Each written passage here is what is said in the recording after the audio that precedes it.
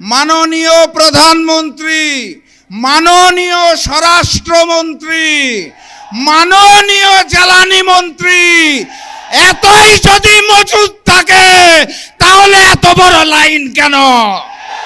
এই মজুদ কোথায় রেখেছেন? নতুন হাওয়া ভবন কোথায় সৃষ্টি করেছেন?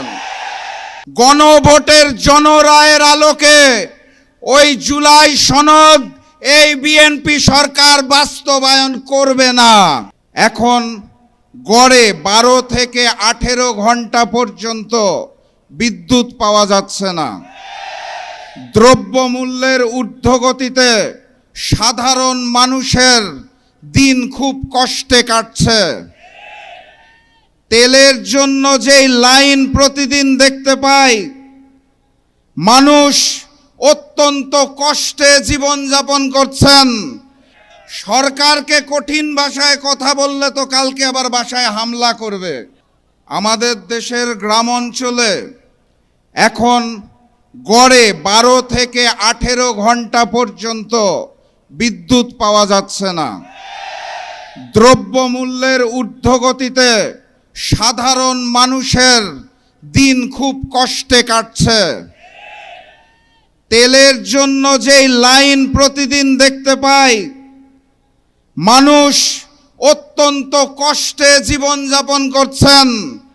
সেই সময়ে সরকার আমাদেরকে বলতে চায় জ্বালানির পর্যাপ্ত মজুদ রয়েছে।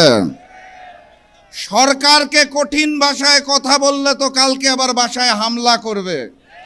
তাহলে সম্মানের সাথে, বিনয়ের সাথে বলতে হবে, মাননীয় প্রধানমন্ত্রী, মাননীয় স্বরাষ্ট্রমন্ত্রী, মাননীয় জ্বালানি মন্ত্রী এতই যদি মজুদ থাকে তাহলে এত বড় লাইন কেন?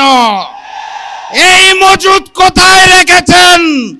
নতুন হাওয়া ভবন কোথায় সৃষ্টি করেছেন? সম্মানের সাথে বলা হয়েছে তো নাকি? আলহামদুলিল্লাহ। আর আজকের এই সমাবেশ থেকে স্পষ্ট ভাষায় জানিয়ে দিতে চাই, গণভোটের জনরায়ের আলোকে ওই জুলাই সনদ এই বিএনপি সরকার বাস্তবায়ন করবে না। অতএব তাদেরকে বাস্তবায়ন করাতে হবে। আর আমাকে যারা প্রতিদিন প্রতিনিয়ত হত্যার হুমকি দিচ্ছেন তাদেরকে স্পষ্ট ভাষায় জানিয়ে দিতে চাই, বাংলাদেশের মানুষের সাথে বেইমানি করে, দিল্লির সামনে মাথা নত করে আপনাদের মতো প্রতিদিন ধুকে ধুকে মরব না। আল্লাহ নির্ধারিত সময়ে মৃত্যুবরণ করব, তার আগে পর্যন্ত ইনসাফের জন্য লড়ব ইনশাআল্লাহ। সবাই লড়াইয়ে প্রস্তুত আছেন? আগামীর লড়াইয়ের প্রস্তুতি আছে? ইনকিলাব, ইনকিলাব, ইনকিলাব, ইনকিলাব।